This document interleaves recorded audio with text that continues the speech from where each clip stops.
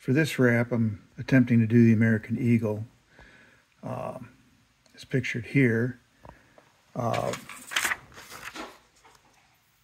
Instead of doing the white background, I'm going to do the black background, and my printer wasn't that great, but that's gray arrows on it. And what I did is I laid out my rod. I don't know if it will focus on it. This point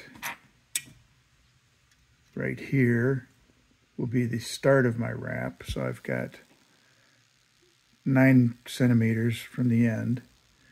And then since the layout is 18 millimeters, between here and here is 18 millimeters. So what I did is I just mapped out 18 millimeters on the rod all the way down. I know that's not focusing. And then different. So here's where the wrap is going to start, right there. I overlap it a little bit because it always gets goofy on the ends.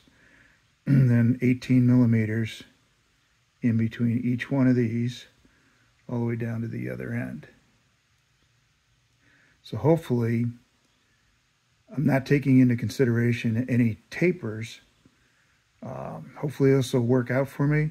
I did this pattern wrap, probably my second rod, and I used the white background, and it turned out right, but I wasn't real happy with white. So this time I'm going with a darker color, black. Can't get much darker than that.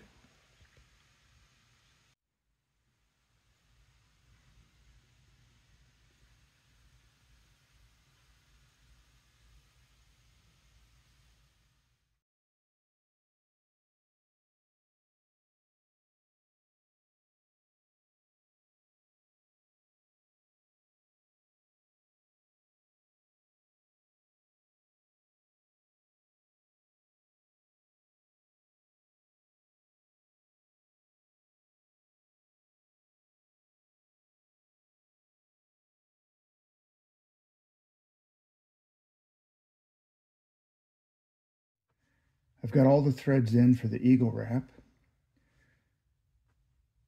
I wanted to do more threads. The pattern I was using had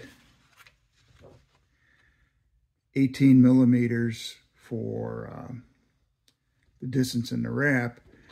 Probably should have been 19 down on this end and up on this end 20 or 22 because of a little bit of a taper, because it got real tight up here and was looser at this end, but it worked out. When I got down to my last 2 threads, I had to cut back on some of the threads. I probably needed to add about, if I followed the pattern correctly, I would have needed to add 8 to 10 more threads. But I got down to in between the 2 wings, there's 4 threads right in here. And so I packed and packed and packed, and I was able to get my 2 threads each direction. The actual pattern would have had a complete another set of, in this case, the gray. So that's where, if I'd have elongated it a little more, I would have been able to get more threads in.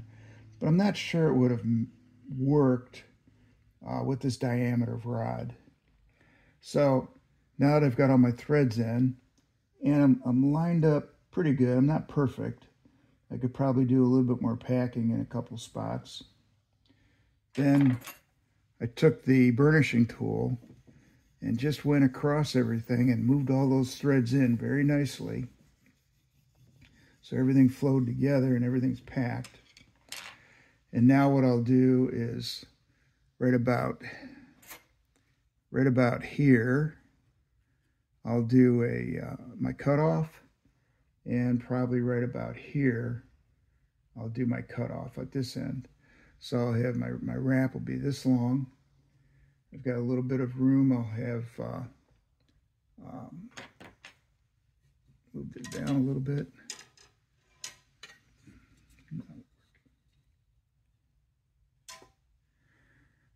That right here will be my biggest eye for the guide or guide. That'll be my biggest guide for the spinning reel.